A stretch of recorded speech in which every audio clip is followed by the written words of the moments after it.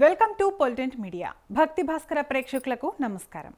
మన సనాతన ధర్మంలో ప్రతి ఆచారానికి, ప్రతి నియమానికి ఒక అంతర్లీనమైన శాస్త్రీయ ఆధ్యాత్మిక కారణం ఉంటుంది. మనం దైవ కార్యాలు చేసినా, ఇంట్లో ఏ చిన్న పూజ నిర్వహించినా శుచి, శుభ్రత, మైల, అశౌచం అనే విషయాలకు అత్యంత ప్రాధాన్యత ఇస్తాం. ఏ వస్తువును తాకితే మైల వస్తుంది, దేవుడి పూజలో ఎలాంటి వస్తువులు వాడాలి, ఏవి అశుచి అయిపోతాయి అనే సందేహాలు మనలో చాలామందికి ఉంటాయి. అయితే మన సనాతన ధర్మ శాస్త్రాలు కొన్ని విశేషమైన మినహాయింపులను ఇచ్చాయి. కొన్ని పదార్థాలు లేదా వస్తువులు ఎంత కాలమైనా, ఎలాంటి పరిస్థితుల్లో ఉన్నా వాటికి ఎప్పటికీ మైల లేదా అశుచి అంటదని మన పూర్వీకులు, ఋషులు శాస్త్రాల్లో స్పష్టంగా చెప్పారు. ధర్మశాస్త్ర పండితులు పలు ఆధారాలతో అందించే విశేషమైన వివరణను తెలుసుకునే ముందు ఈ వీడియోని ఎక్కడా స్కిప్ చేయకుండా చివరి వరకు చూడండి. శాస్త్రాల ప్రకారం నీటికి సాధారణంగా అశుచి అంటుకునే అవకాశం ఉంటుంది. కానీ ప్రవహించే నదీ జలానికి, ముఖ్యంగా గంగా జలానికి ఎప్పటికీ మైల అంటదు. గంగా జలం ఎక్కడ ఉన్నా, ఎంత కాలం నిల్వ ఉన్నా అది స్వయం పవిత్రమైనది. గంగాదేవి విష్ణుపాదం నుండి ఉద్భవించింది కాబట్టి ఆ జలాన్ని తాకడం వల్ల ఇతర వస్తువులు పవిత్రమవుతాయి తప్ప గంగా జలానికి మైల అంటదు. అలాగే లోహాల్లో బంగారం, రాగి అత్యంత పవిత్రమైనవి.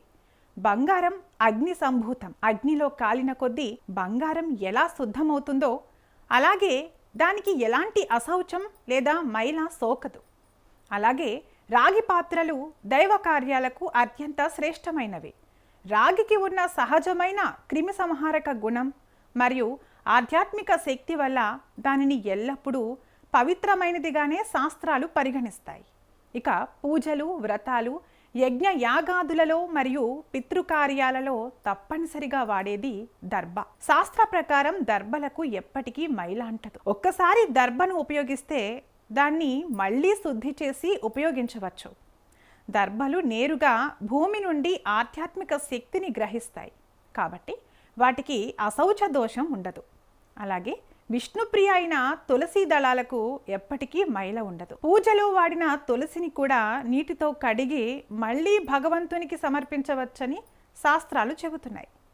తులసి చెట్టు ఉన్న చోట ఎలాంటి ప్రతికూల శక్తులు ఉండవు.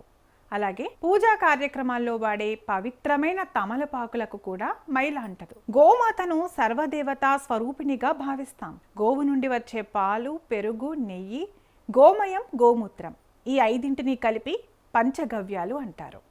ఇవి స్వయంగా పవిత్రమైనవి మాత్రమే కాదు, ఇతర అశుచి వస్తువులను పవిత్రం చేసే శక్తి వీటికి ఉంది. కాబట్టి గోవు సంబంధిత వస్తువులకు ఎప్పటికీ మైల సోకదు. అలాగే ప్రకృతిలోని పంచభూతాల్లో అగ్ని, సూర్యకాంతి అత్యంత శక్తివంతమైన శుద్ధికారకాలు. అగ్నిలో దేనిని వేసినా అది పవిత్రమవుతుంది తప్ప అగ్ని అశుచి కాడు. అలాగే సూర్యరశ్మి పడిన ఏ ప్రదేశమైనా, ఏ వస్తువైనా స్వయం సిద్ధంగా పవిత్రమవుతుంది. అందుకే మన శాస్త్రాల్లో సూర్యకాంతికి మైల లేదని స్పష్టంగా చెప్పారు. మామూలు నూలు దుస్తులు ఉతికితే తప్ప మళ్ళీ పూజకు పనికిరావు, వాటికి మైల అంటుకుంటుంది. కానీ శాస్త్రం ప్రకారం పట్టు వస్త్రాలకు మైల ఉండదు. పట్టు పురుగు నుండి సహజంగా లభించే ఈ వస్త్రాన్ని ధ్యానించేటప్పుడు, పూజలు చేసేటప్పుడు అత్యంత శ్రేష్టమైనదిగా పరిగణిస్తారు. అలాగే నవరత్నాలు, ముత్యాలు, పగడాలు వంటి సహజ సిద్ధమైన రత్నాలకు అశౌచ దోషం ఉండదు. ఇవి ప్రకృత్య సిద్ధంగా లభించే శక్తివంతమైన పదార్థాలు కాబట్టి వీటిని పూజల్లో, అలంకారాల్లో ఎప్పుడైనా నిర్భయంగా ఉపయోగించవచ్చు. ఇలా మన ధర్మశాస్త్రాలు ఎంత సూక్ష్మంగా, శాస్త్రీయంగా వివరించిన ఈ విషయాలను మన దైనందిన జీవితంలో అవగాహన చేసుకుంటే మన పూజా విధానాల్లో వచ్చే అనవసరమైన సందేహాలు, భయాలు తొలగిపోతాయి. బాహ్య శుచితో పాటు అంతఃశుచి అంటే మనస్సు శుద్ధి కూడా చాలా ముఖ్యమని గుర్తుంచుకుందాం. భగవంతుని కృపకు పాత్రులవుదాం. మరి ఈ సమాచారం మీకు నచ్చినట్లయితే ఈ వీడియోని ఇప్పుడే లైక్ చేయండి, మీ ఫ్రెండ్స్ అండ్ ఫ్యామిలీ మెంబర్స్కి షేర్ చేయండి.